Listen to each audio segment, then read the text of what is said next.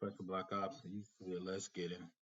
Russian hackers steal SEC earning reports. Old time movie, Greed is Good, Gordon Gekko. And in that movie, they were trying to front run and get information to pick stocks, and that's kind of what this hack is about. If I steal the SEC reports before you see them, I know what's good news and bad news for the company, and of course, I can front run those investments. So let's look at the article. Something super short. Let's get it. Russian hackers made millions by stealing SEC earning reports. A Russian national working for a cybersecurity company has been extradited to the United States, where he is being charged for hacking into computer networks of two U.S. based filing agencies used by multiple companies to file quarterly and annual earnings through the Securities and Exchange Commission system. Along with other conspirators, the individuals made millions of US dollars by trading on material, non public information stolen from those filing agencies. So, once again, if I get that information before you, I know it's going to be in the news today, and I know those stocks are going to move either positive or negative. I can short it or buy it on the margin or just buy it outright on the profit move, right? So, there's a lot of ways to do it. And two, if you really know, you can do margin calls, naked options. There's a lot of financial moves you can make on that information. Stolen credentials used for access. In a press release on Monday, the Department of Justice announced 41-year-old Vladislav Klyushin has been extradited to the United States from Switzerland, where he has been arrested on March 21st. Kuzma was part of a large group that used MNIP, that's the non-public information for trading in the securities of public traded companies for the last 2 years, between January 2018 and September 2020. Four other Russians has been charged but are currently at large, have been identified as Ivan, Nikolo, Mikhaev, and Igor. The defendants used compromised employees' credentials to access the network of the targeted filing agents, view or download data related to the earnings of multiple companies, including their SEC filing and press release.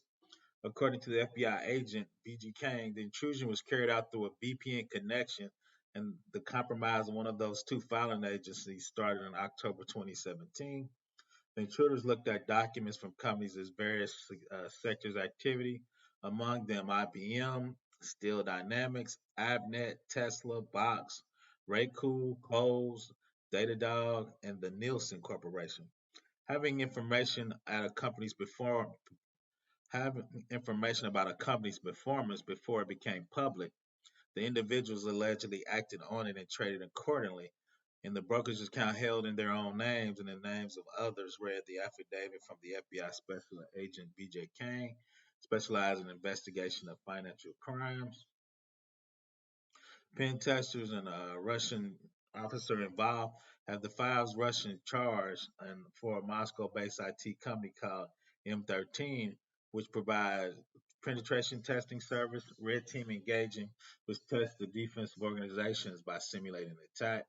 The three M13 employees, all of them holding deputy general directors positions, also offered investment service, asking investors for 60% of the profit. So I mean, if you're gonna give somebody 100% or 1,000% of the money, right? 60% of that, if you're always gonna win, that's still not a bad investment. According to the company website, among M13 customers was administration of President of Russian Federation, the government of Russian Federation, federal ministries and departments, regional state executive bodies. The connection with the Russian government, however, is deeper than the former officer in the Russian main intelligence directive and also the country military agency. If arrested, Emarco faced older charges relating to hacking and influence effort targeting the 2016 U.S. election. Furthermore, he's suspected to have played a part in the hacking and disinformation operations regarding International Anti-Doping Agency, Sports Federation, and anti-doping official. As per charged documents, the scheme was very lucrative. In about a year, one of the defendants traded of the public information about 150 companies with a success rate of 66% between December 2019 and 2020. One account average generated profits of about $4.3 million from the illegal trading ahead of earning announcements for around 47 companies. Right, so he had profits of about $40.3 million. Greed is good. Koski is raising a maximum penalty 5 years in prison, 3 years of supervised release, and a $250,000 fine for compromising to get unauthorized access to company, wire fraud, security fraud charges. The same maximum sentences for hacking activities. Security fraud and wire fraud, however, each carries a maximum sentence of 20 years in prison, 3 years of supervised visits, and $250,000 on the fine. This is a different way hackers can make money, right? So instead of hacking and getting Bitcoin, you can hack information and trade on it and sell it right in the open market. Obviously, he made $4.3 million, and that was just in one account. So I'm sure he had money in other accounts. So once again, Professor Black Ops, please subscribe.